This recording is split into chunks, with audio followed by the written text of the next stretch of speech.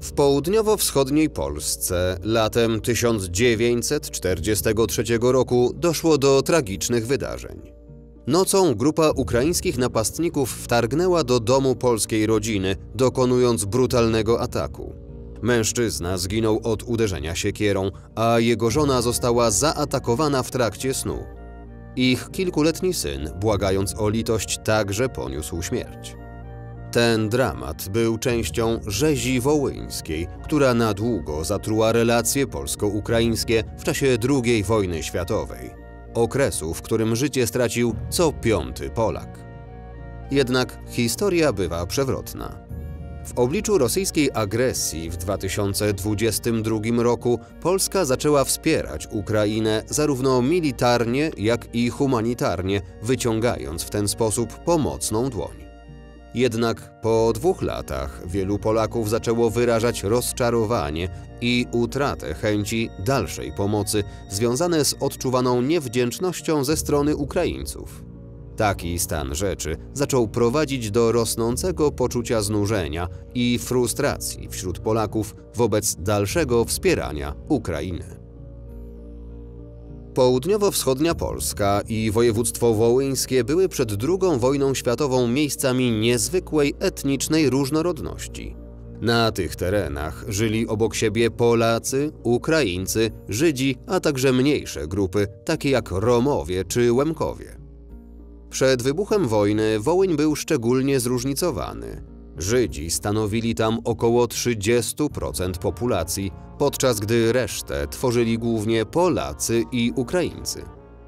Pomimo różnic, przez wiele lat społeczności te współistniały w atmosferze współpracy i wzajemnego wsparcia, budując wspólną codzienność opartą na sąsiedzkich więziach i współzależności. Jednak wraz z nadejściem wojennej zawieruchy ta krucha równowaga została brutalnie zakłócona. Narastające napięcia etniczne, podsycane wojenną propagandą i dążeniami politycznymi, doprowadziły do tragedii. Ukraińscy nacjonaliści, pragnąc stworzenia niepodległego państwa, skierowali swoją agresję przeciwko polskim społecznościom Wołynia. Te dramatyczne wydarzenia, znane dziś jako rzeź wołyńska, na długie dziesięciolecia odcisnęły piętno na relacjach między Polakami i Ukraińcami. Zachodnia Ukraina, będąc jednym z pierwszych sowieckich regionów zajętych przez Niemców podczas II wojny światowej, szybko nabrała strategicznego znaczenia dla nazistów. Na tych terenach znaleźli bowiem sprzymierzeńców w postaci ukraińskich nacjonalistów, którzy wsparli ich działania przeciwko Związkowi Radzieckiemu i narodowi polskiemu. Ta współpraca wpisywała się w burzliwą historię Ukrainy, naznaczoną przemocą i walką o niepodległość, która sięgała jeszcze początków XX wieku. Po Wielkiej Rewolucji Rosyjskiej w 1917 roku, która obaliła cara Mikołaja II, Ukraina stała się areną zaciętej walki o władzę. Do tego czasu znajdowała się pod kontrolą Imperium Rosyjskiego, lecz upadek monarchii wywołał chaos, w którym różnorodne frakcje zaczęły rywalizować o wpływy. Bolszewicy, zarówno ukraińscy, jak i rosyjscy, ścierali się z białymi armiami dążącymi do przywrócenia monarchii. Na tym tle rywalizowały także inne grupy komunistyczne i socjalistyczne, zaś Tatarzy krymscy i Kozacy próbowali wywalczyć niezależność dla Krymu i Ukrainy. W zachodniej części kraju narastały ruchy nacjonalistyczne, które nie ustawały w dążeniu do stworzenia niezależnego państwa ukraińskiego. Jednak ostatecznie, w wyniku rosyjskiej wojny domowej, to Armia Czerwona wyszła zwycięsko z tych zawirowań, pokonując Białe Armie w 1922 roku. Zwycięstwo Armii Czerwonej pozwoliło Związkowi Radzieckiemu umocnić swoją władzę na Ukrainie, a Józef Stalin rozpoczął brutalną kampanię wymierzoną we wszelkie przejawy nacjonalizmu. Reżim ten uderzył nie tylko w ukraińskich nacjonalistów, ale także w Tatarów, Kozaków i inne grupy etniczne, których niezależne aspiracje uznawano za zagrożenie dla sowieckiej hegemonii.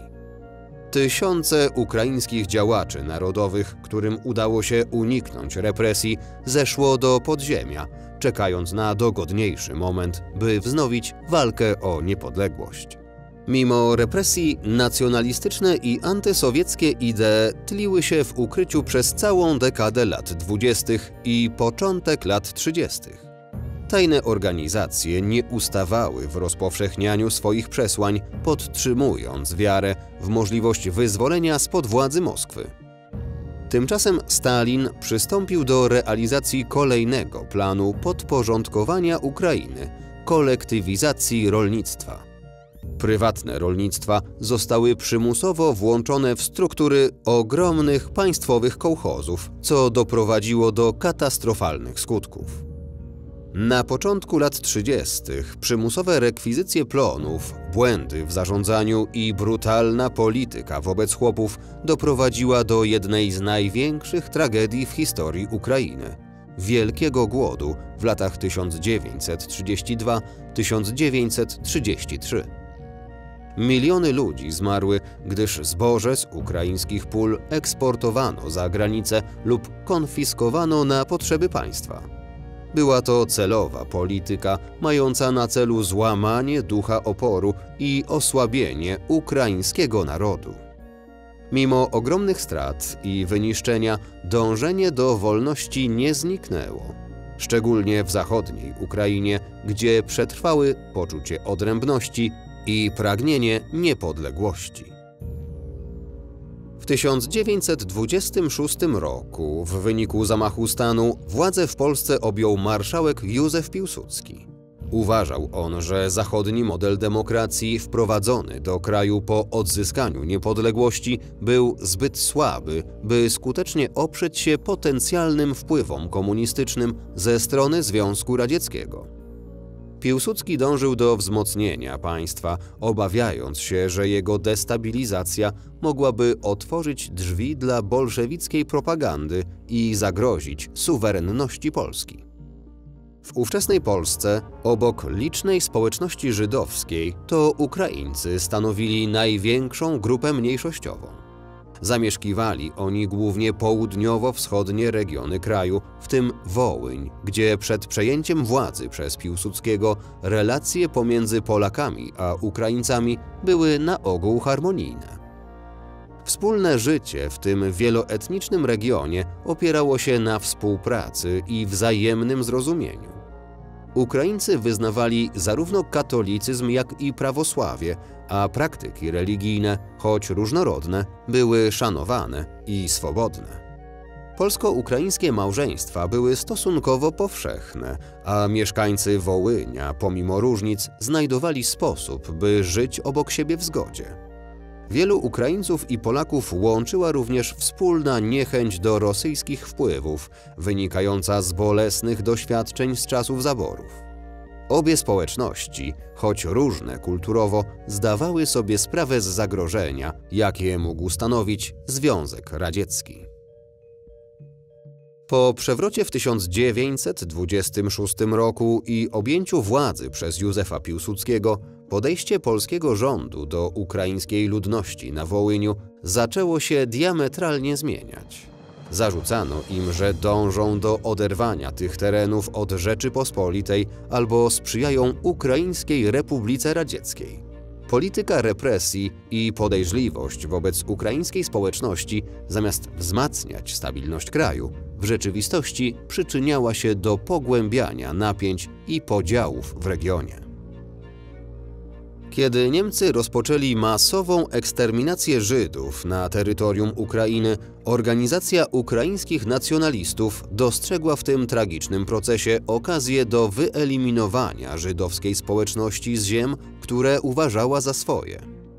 Członkowie organizacji ukraińskich nacjonalistów oraz inne ukraińskie bojówki aktywnie współpracowały z nazistami, biorąc udział w tropieniu, deportacjach i egzekucjach setek tysięcy Żydów.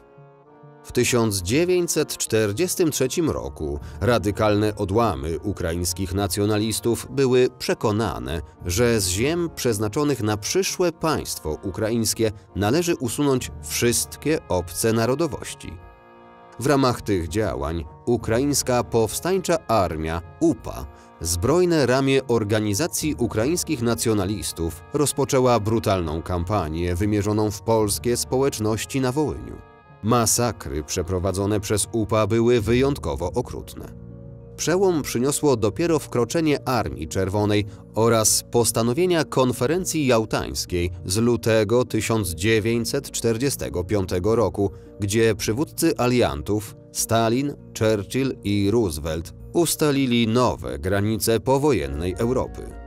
Polska została przesunięta na zachód, a Wołyń i inne tereny wschodniej Polski włączono do Związku Radzieckiego.